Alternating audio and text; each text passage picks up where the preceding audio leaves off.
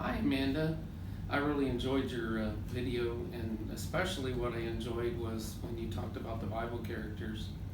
I think we can learn so much about psychology, even from the Bible.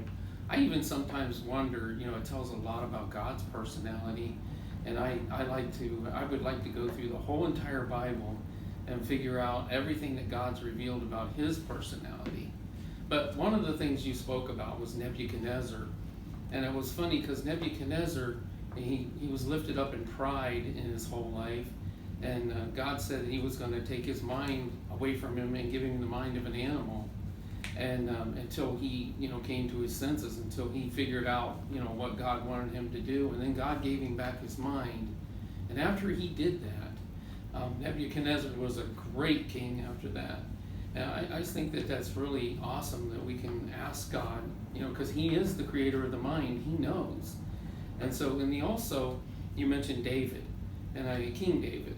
And I think King David's problem started, with his incident with Bathsheba. And after that, his life was kind of a wreck for a while. His life with God, he still maintained his faith, and God even called him a man after His own heart, even after he sinned.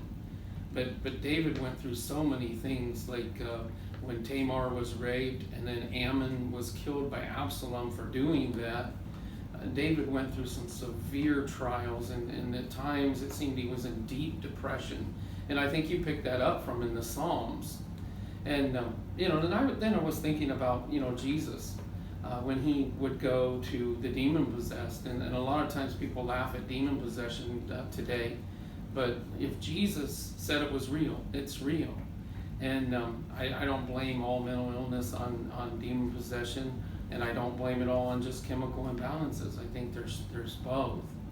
And one of the things I wanted to discuss was in our textbook, Cream, Johnson, and Davidson and Neal, I think 2018, they had a title. It said The Dark Ages, Back to the Supernatural.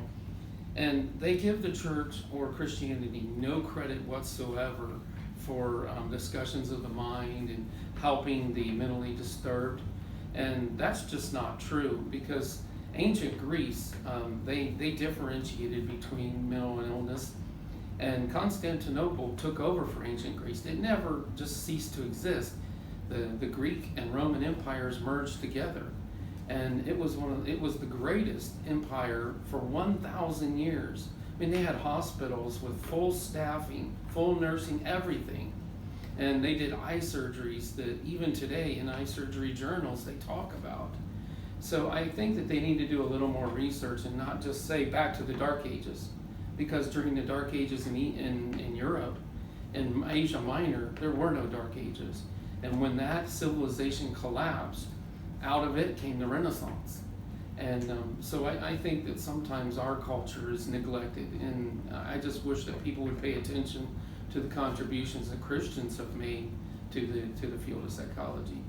So I hope I've added a little bit to what you were saying, and like I said, I enjoyed everything you gave in your presentation. I watched it 3 times actually. So thank you, and we'll be seeing you soon.